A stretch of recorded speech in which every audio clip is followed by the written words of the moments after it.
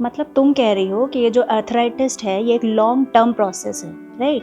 तो फिर इसको हम प्रिवेंट कैसे कर सकते हैं? Yes exactly. लेकिन जब भी हम लोग आर्थराइटिस वर्ड सुनते हैं तो हमारे दिमाग में क्या होता है, नी जॉइंट का फोटो इमेजिन करते हैं हम लोग, क्योंकि आर्थराइटिस मतलब नी पेन, ये हमने एक इमेज बना रखी है। लेकिन actually arthritis is a process which occurs in every joint of the body, like if it is shoulder, spine और knee joint, everywhere arthritis happens. अच्छा, तो फिर इस प्रोसेस के इनिशियल सिम्टम्स क्या हैं? मतलब जिससे हमें पता चले कि अर्थराइटिस अभी स्टार्ट हो रहा है। देखो, बॉडी में जब भी कोई प्रॉब्लम स्टार्ट होता है ना, body gives you warning pain के रूप में।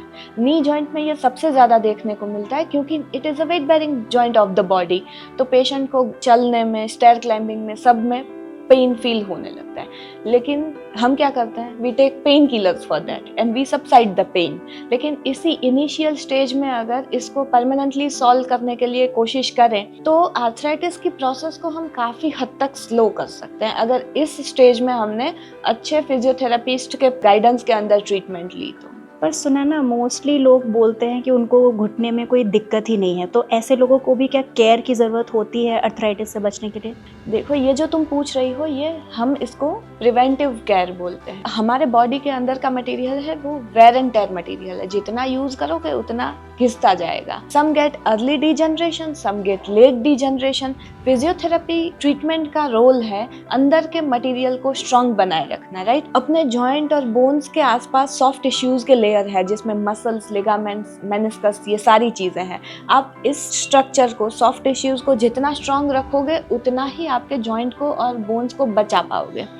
फिजियोथेरापिस्ट का रोल सिर्फ पोस्ट ऑपरेटिव कंडीशंस में नहीं है कि आपका ऑपरेशन हो गया और उसके बाद फिजियोथेरेपी किया, नो, बट अर्ली डायग्नोसिस और अच्छी ट्रीटमेंट फिजियोथेरेपी की अगर आप करोगे तो आपको सर्जरी तक पहुंचने ही नहीं देंगे। उसी स्टेज में से आपके आर्थराइटिस की स्पीड को वो स्लो कर देंगे।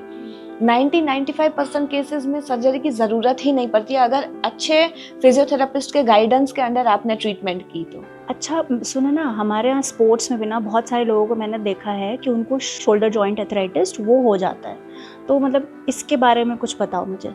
हाँ, मैंने जैसे तुमको पहले ही बताया कि arthritis can happen in any joint of the body. तो स्पोर्ट्स में क्या होता है, लोग बॉडी बिल्डिंग के लिए ओवर जिम ट्रेनिंग करते हैं which leads to damage to their shoulder joint. We people can help them to come out of that pain by using our technology and manual therapy as well.